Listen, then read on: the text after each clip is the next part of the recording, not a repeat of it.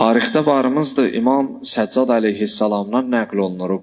Ağa buyurur ki, Biharul Ənvarda 43-cü cild 63-cü səhifədə İza kana yevmul qiyamə nada munadin minəl arş.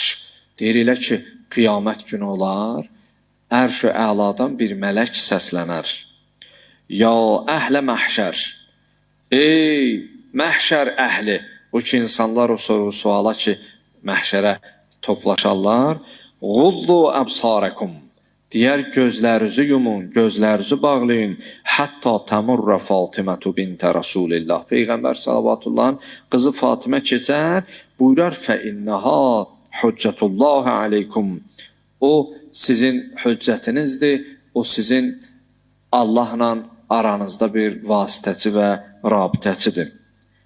İmam Cəvad aleyhissalam buyurur ki, وَنَحْنُ هُجَّةُ اللّٰهِ عَلَى خَلْقِهِ وَفَاطِمَةُ حُجَّةُ اللّٰهِ عَلَيْنَا. Anamız Zəhra bizim hüccətimizdir və biz də insanların hüccətiyik. Nəticə etibarıyla Peyğəmbərin əmanətidir. O əmanətə sahib çıxmalıyıq. Onu tanımaq, ona mərifət yetirmək hər birimizin borcudur və haqqıdır. Və bir sözlə, əgər biz Peyğəmbər və onun ailəsinin sevgi məhəbbəti ilə yaşayıb dünyamızı dəyişmiş olsaq, inanın Allahın razı qaldığı bəndələrdən olar.